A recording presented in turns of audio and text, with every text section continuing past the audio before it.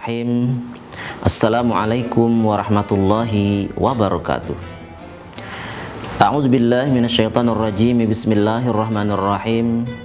Alhamdulillahirabbil alamin wassalatu wassalamu ala asyrafil anbiya'i wal mursalin sayyidina wa maulana Muhammad wa ala alihi wa sahbihi ajmain, amma ba'd. Pemirsa TV Tabalong yang berbahagia dimanapun Anda berada, makruh adalah sesuatu yang harus kita hindari, karena sesuatu yang makruh itu bisa mengurangi daripada kesempurnaan pahala kita. Termasuk diantaranya yang akan kita bahas pada hari kali ini, makruh bagi orang yang berpuasa, yaitu ada 8 macam. Pertama, al-alku, ay madhuhu biduni ayyam fasila minhu syai'un ilal jawfi, yaitu mengunyah makanan selama tidak sampai kepada kerongkongan. Jadi misalnya kita memamahkan anak, nah suapi anak, makruh selama tadi rasanya kada sampai ke tenggorokan. Kalaunya sampai ke tenggorokan, wa illa sara muftiran. Kalaunya sampai ke tenggorokan, rasa nang kita mamah tadi, batallah puasa kita. Nah, jadi mamahkan ini hindarilah, kada usah kan artinya lah.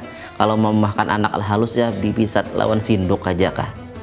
Jadi mengunyah makanan hukumnya makruh. Nah, selama tidak sampai kepada kerongkongan. Yang kedua yang makruh bagi orang yang berpuasa adalah dzauqut ta'ami biduni hajatin, merasai makanan tanpa ada hajat. Ma'adami wusuli syai'in ilal jawfi, tetapi merasai tadi catatannya kada sampai kepada kerongkongan tadi. Kalaunya sampai kepada kerongkongan, batal puasanya. Nah, jadi kalau cuma marasai benar hajat, ujusirin makruh kalau tanpa hajat. Wa ammali hajatin fala yukrahu. Dan adapun jika ada hajat maka tidak makruh.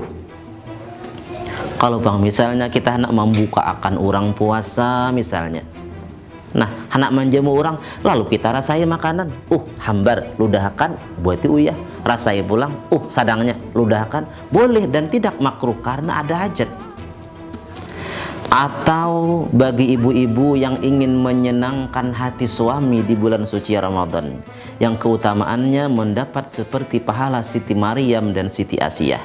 Lalu supaya laki sanang, maulah makanan, maulah lauk makan, maulah wadai, dirasai sidin, dirudahkan sidin. Nah, jadi marasai seperti ini karena ada hajat untuk menyenangkan hati suami, tidak makruh. Seperti itu juga misalnya orang nang berjualan gangan, jualan wadai, supaya payu dirasai sidin, diudahkan banyak, itu tidak makruh karena ada hajat. Mungkin kada dirasai, kena kada nyaman wadai, pas kada payu lagi. Nah, jadi marasai tadi karena ada hajat, makruh. Yang tidak ada hajat itu seperti melihat wadai, nyamannya wadai, marasai bang sedikit, lalu diudahkan, itu makruh. Kenapa? Kada ada hajat, wadainya aja sudah jadi.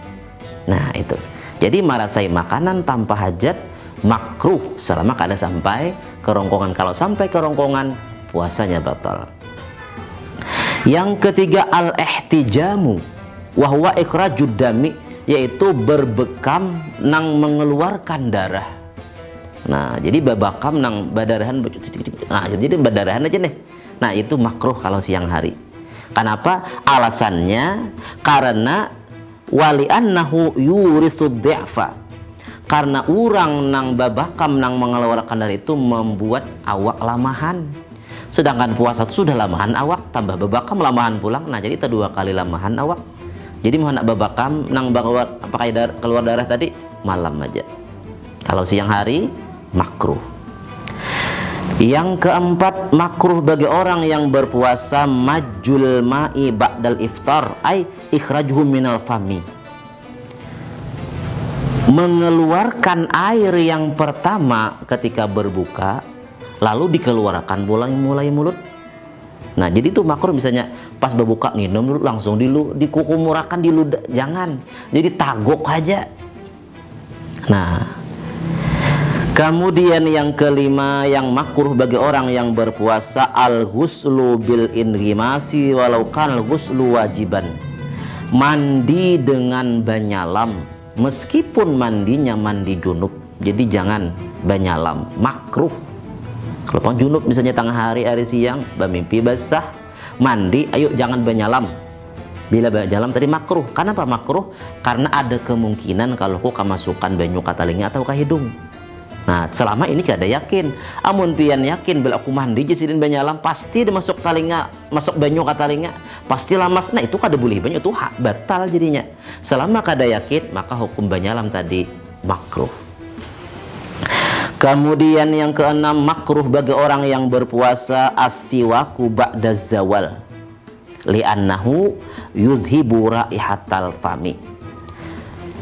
Makruh bersiwak setelah tengah hari.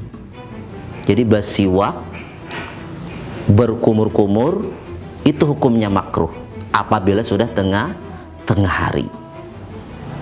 Adapun kalau pagi tidak makruh. Alasannya kenapa makruh pada waktu siang hari bila sudah tengah hari, karena ujisidin menghilangkan bau mulut. Nah, Rasulullah Sallallahu Alaihi Wasallam bersabda yang artinya, ujar Nabi, bau mulut orang yang berpuasa itu nilainya di sisi Allah Ta'ala mulia.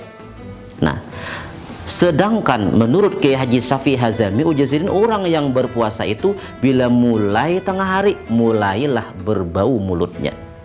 Bila berkumur-kumur dan bersiwak, karena hilang bau mulut tadi. Jadi letak kemakruhan berkumur-kumur dan bersiwak pada waktu tengah hari karena menghilangkan bau mulut, yang bau mulut itu nilainya di sisi Allah Ta'ala mulia. Di situ letak makruhnya, bukan karena sigarnya. Nah, itu. Kemudian yang ketujuh, makruh bagi orang yang berpuasa kathratus sibai wan naumi. Terlalu kanyang dan terlalu banyak guring. Bersahur sahibah-hibak parut, berbuka sahibak parut dua, habis isi meja pindah ke parut. Nah, itu terlalu kanyang, makruh. Atau terlalu banyak guring, bersembahyang subuh guring, tengah hari bangun sembahyang zuhur ora guring pulang, bangun basar ora guring pulang, makruh. Kenapa? Kada tahu faedah puasa. Sedangkan faedah puasa itu supaya kita merasakan kayak apa pedihnya orang nang kelaparan, orang miskin nang kelaparan. Mun guring aja kada tahu di kelaparan. Ini ada dalil pulang aja, guring itu ibadah. Wah, itu ya lah. Padahalnya Habib Naufal bin Muhammad Al-Idrus Sidin bercerita, ujar Sidin, pada zaman dahulu ketika para sahabat Nabi mendengar cerita Nabi tentang keutamaan bulan Ramadan, mereka itu hampir siang malam beribadah kada berguringan lagi. Nabi kasihan lawan para sahabat, ujar Nabi, ayo bawa guring istirahat. Guring gannya Nabi ibadah juga. Nah, itu orang bahari. Yalah. Nah, jadi napa saking sayangnya ibadah kada ingat guring lagi. Labi kasihan jangan Nabi guring gan ibadah. Ada ini itu jadi dalil guring itu ibadah. Nah, itu jadi guringan lagi. Yalah. Jadi makruh terlalu banyak guring dan terlalu kanyang. Dan terakhir, tanawulu syahawatil mubahati minal masmumati awil mubsarati awil masmuati.